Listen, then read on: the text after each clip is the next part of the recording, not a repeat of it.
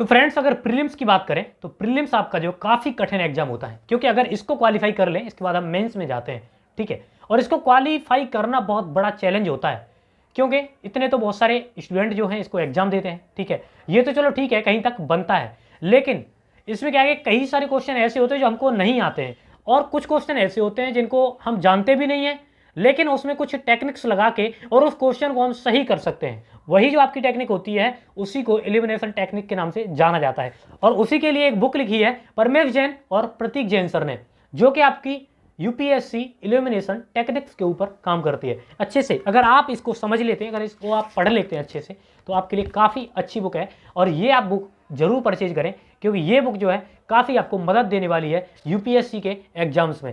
जैसे कि आप सभी अगर देख सकते हैं, इसमें ऐसे चैप्टर्स इसमें दिए गए हैं जो कि आपको काफ़ी मदद करते हैं, जैसे जैसे कि फाइंड अदर राइट ऑफ और रॉन्ग आंसर, ठीक है। फाइंडिंग सिमिलर ऑप्शंस, मतलब सिमिलर ऑप्शंस ऐसे कुछ होते हैं जिनमें से हम ढूंढना बहुत ही कठिन होता है, क्योंकि कोई भी क्वेश्चन है उसमें ऐसे ऐसे आंसर दिया जाता है जिससे हमको लगता है कि सारे क्वेश्चन सही हैं, या सारे आंसर जो हैं इन्होंने दिए हैं, 4 ऑप्शन दिए तो चारों के चारों सही हैं, इस प्रकार का होता है। लेकिन उसमें से छांटना कैसे हमें जो सही आंसर है, ठीक है, तो वो जो है इसमें आपको देखने को मिलेगा, या किस प्रकार से छांटना है वो इसमें आपको सिखाया जाता है। इसी के साथ में अगर बात करूं, इसमें फैक्चुअल क्वेश्चंस किस प्रकार के आते हैं वो भी आपको इसमें मिलते हैं, मल्टीपल स्टेटमेंट्स, ठीक है। यानी कि आप सभी को बताऊं, ये बुक आपके लिए काफ़ी इंपॉर्टेंट होने वाली है। अब इसके अंदर क्या है वो तो हम आगे बात करेंगे, इसकी जो खूबियां हैं वही आपको बताना चाहता हूं कि आप लोग जो है इस बुक को जरूर खरीदें। इस बुक की बात करूं तो ये बुक जो है आपके लिए काफ़ी इंपॉर्टेंट होने वाली है, क्योंकि इस बुक में आपको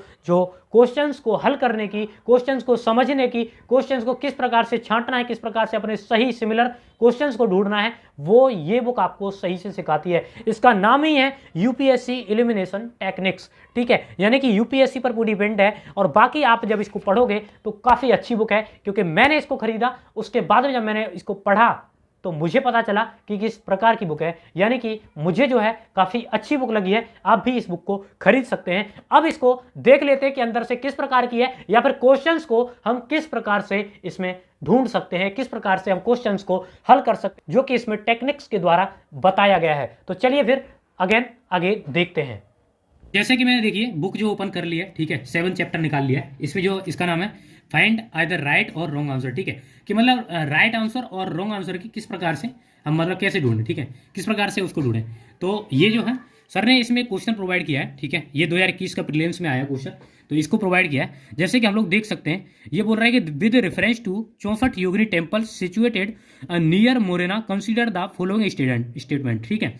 इसमें 4 स्टेटमेंट दिए गए, फर्स्ट ये, सेकंड, और इसके बाद फिर ये फोर्थ स्टेटमेंट है, मतलब 3 और 4 ये हो गए, ठीक है। तो 4 स्टेटमेंट इसमें दिए गए, तो स्टेटमेंट पढ़ लेते हैं पहले कि ये जो है फर्स्ट स्टेटमेंट क्या कहता है। ये कह रहा है कि it is a circular temple built during the region, मतलब ये रीजन इस रीजन में बनाया गया था, ये डायनेस्टी दी गई है इसमें, इस डायनेस्टी में बनाया गया था, ठीक है। लेकिन सेकंड कह रहा है it is the only circular temple built in India, ठीक है, ओनली सर्कुलर टेम्पल था जो इंडिया में बनाया गया था। ऐसा तो नहीं हो सकता, बहुत सारे हो सकते हैं, ठीक है, तो ऐसा नहीं हो सकता है। तो ये आपका दिख रहा है, ठीक है। तो एक तो 2 नंबर जो आपका है ये आपका स्टेटमेंट इसमें एक मिल रहा है, ठीक है। इसके बाद में फिर हम लोग इसमें it was mean to promote the Vaishnava cult in the region, ठीक है। और इसका फोर्थ है, वो कहता है कि it design has given right to popular belief that was the inspiration behind the Indian parliament building, ठीक है।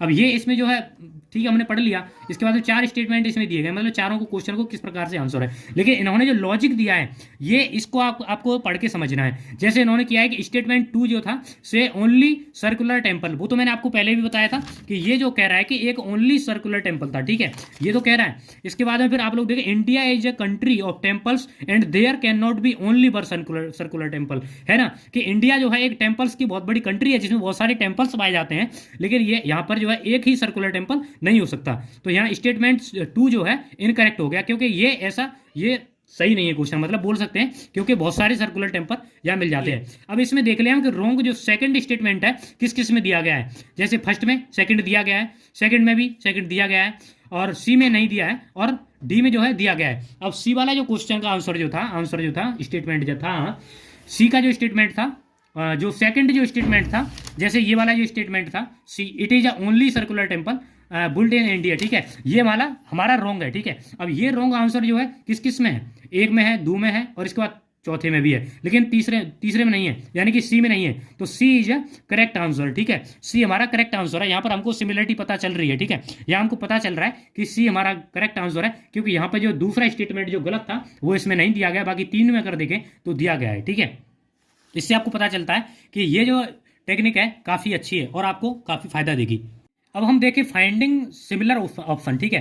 अब इसमें सिमिलर ऑप्शन कैसे फाइंड करना है, तो इसमें बहुत सारे मतलब देख सकते हैं हम लोग, जैसे कि ये दिया गया स्टेटमेंट, ठीक है, यहाँ पर आप लोग पढ़ सकते हैं किस प्रकार से आपको पहचानना है।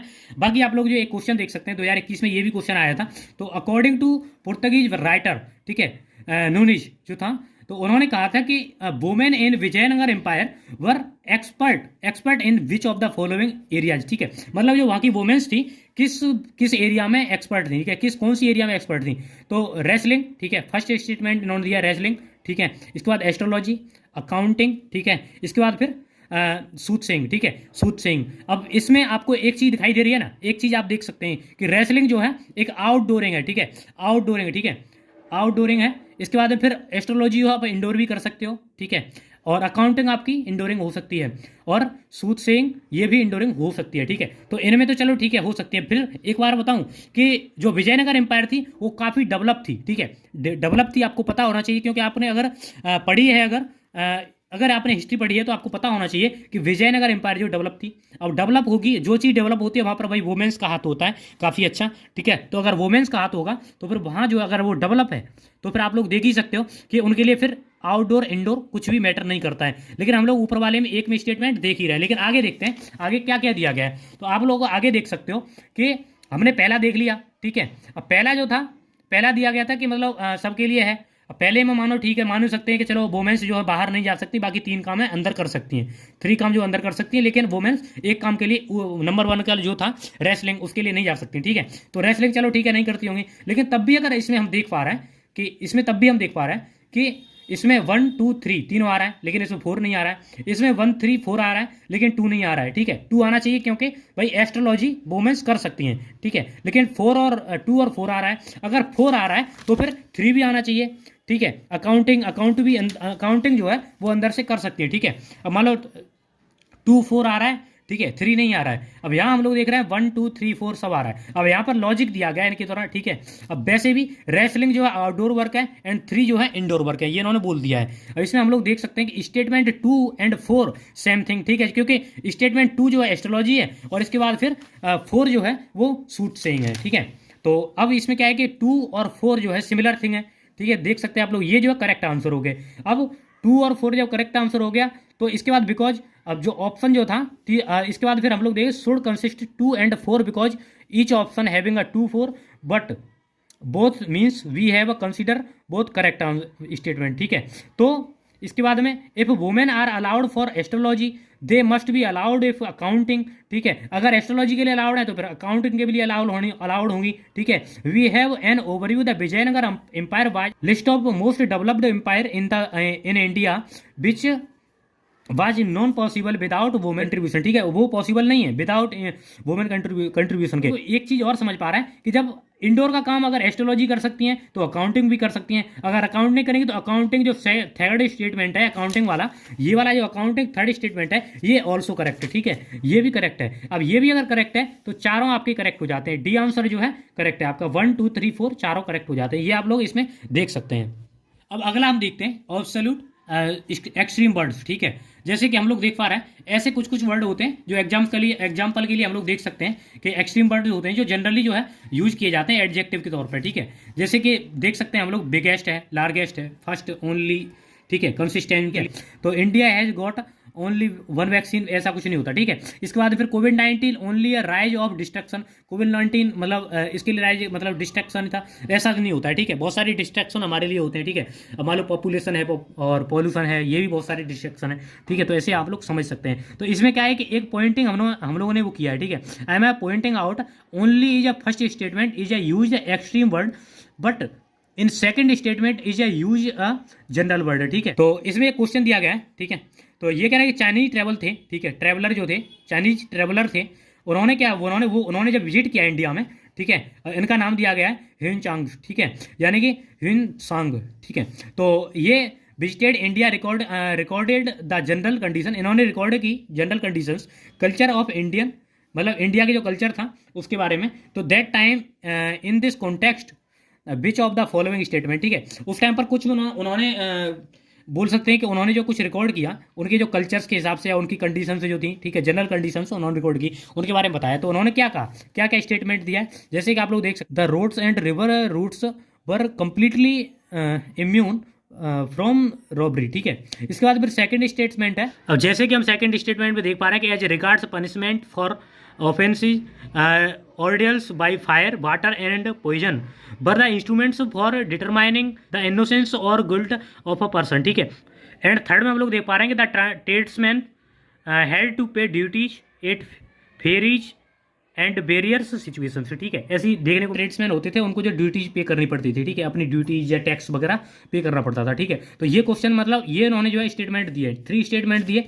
अब इसे हम लोग देख सकते हैं लॉजिक जो क्या दिया गया है इसमें। लॉजिक अगर हम देखें तो लॉजिक जो स्टेटमेंट 1 जो था वो इनकरेक्ट है, क्योंकि कंप्लीटली इनकरेक्ट है, क्योंकि आप लोग देख सकते हैं यहाँ पर जो है ऐसा नहीं होता है कि इन्यूम हर जगह मतलब रॉबरी हो, ठीक है। अब इसमें फिर इन्यूम फ्रॉम रॉबरी, ठीक है, यहाँ से मतलब हो जाता है, ठीक है, ये इनकरेक्ट हो गया, ठीक है। क्योंकि अब देखिए कैसे, क्योंकि अब ये जो फर्स्ट है वो तो भाई करेक्ट, क्योंकि देखो हम लोग देख सकते हैं फर्स्ट जो आंसर है अगर हमारा इनकरेक्ट हो गया, फर्स्ट आंसर अगर इनकरेक्ट हो गया हमारा, तो इसमें हम देखेंगे कि फर्स्ट किस में दिया गया है। फर्स्ट तो पहले यही है, ठीक है, ये ऑलरेडी इनकरेक्ट है, ठीक है। सेकंड में भी फर्स्ट है, ये भी इनकरेक्ट हो गया।